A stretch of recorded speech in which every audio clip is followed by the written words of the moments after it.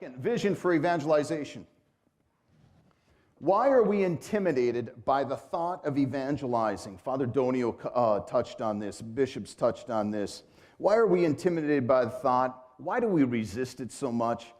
I have two answers to that question. This is what I really think it is about. First, I think much of it consists in this.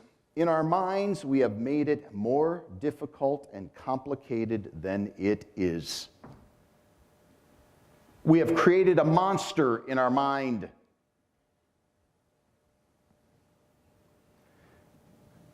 I'm convinced that the work of evangelization is resisted because in our minds we make it harder than it is. The truth is that one does not need to be a scripture scholar, a Scott Hahn, an apologist, a master teacher, a theologian, or have all the answers to evangelize.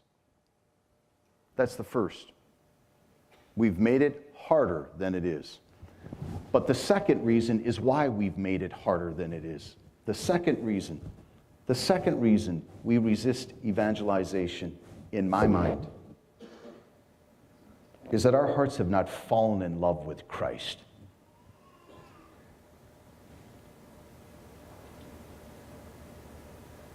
Did you hear me? How hard is it to talk about one you've fallen in love with?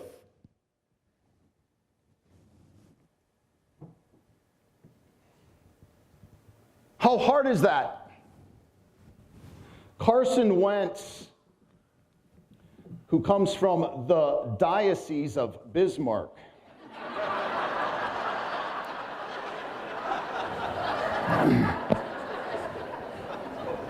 in an interview, as you know, he's a very devoted Christian man. In an interview, there was pressure on him because of his speaking about Jesus with teammates, etc., and Bible study and this and that. And in an interview in a Philadelphia paper, he said these words, quote, "You're always walking that fine line without a doubt. But I always tell people, for example, if you love your job, if you love your wife, if you love what you do, you're going to talk about it. Well, I love Jesus. That's what I love. So I'm going to talk about it." He didn't go to Catholic schools. If he would have said, "That's who I love, so I'm going to talk about him."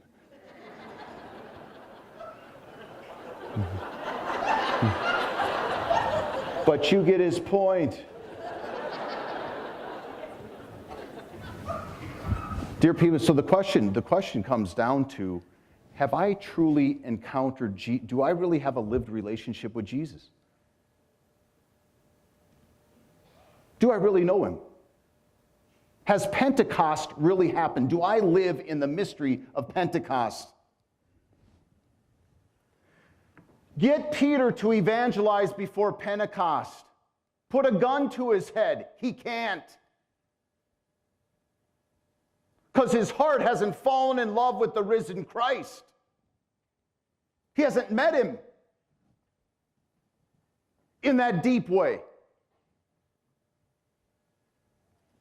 And so he's not free to evangelize.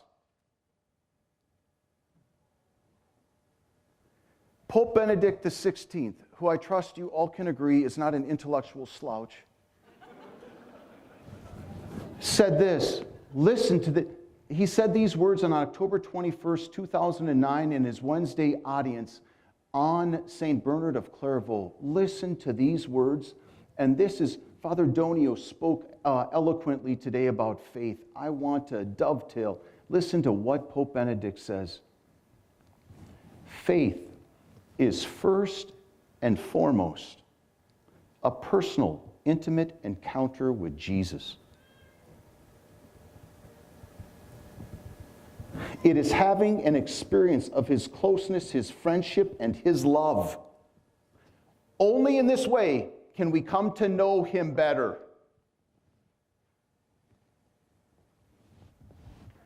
For me, it is no mystery why we don't evangelize. We don't have faith. We have not entered into Christ deeply enough, who fires our heart to evangelize.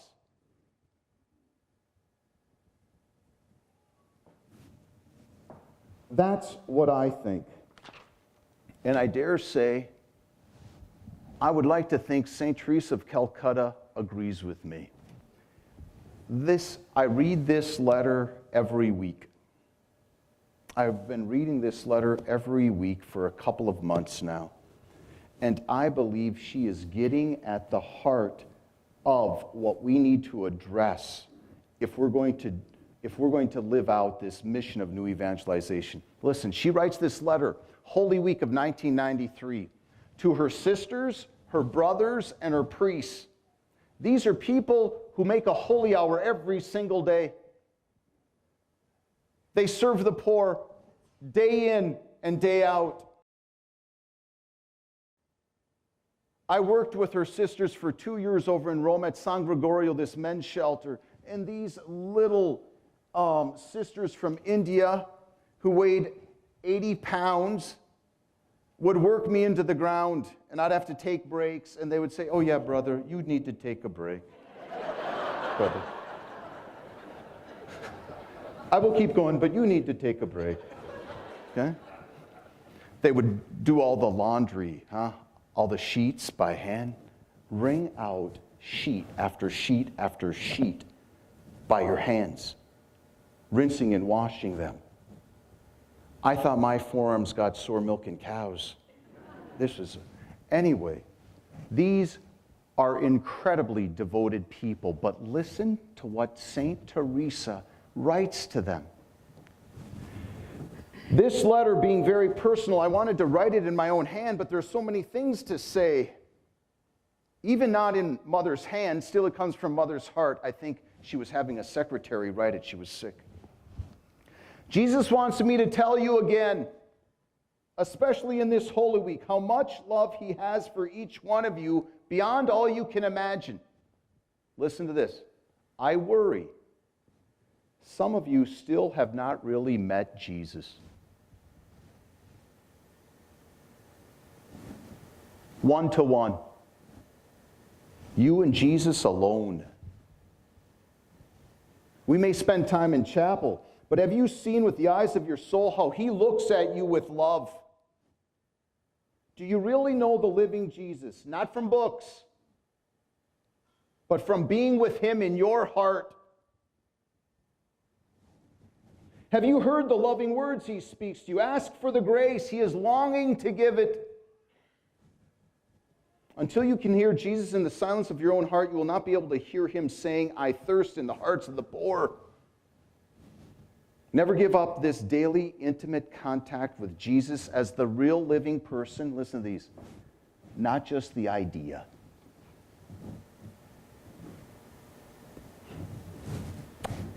I think we don't evangelize because a vast number of Catholics relate to Jesus as an idea in their mind, not an I-thou relationship that they've been awakened to.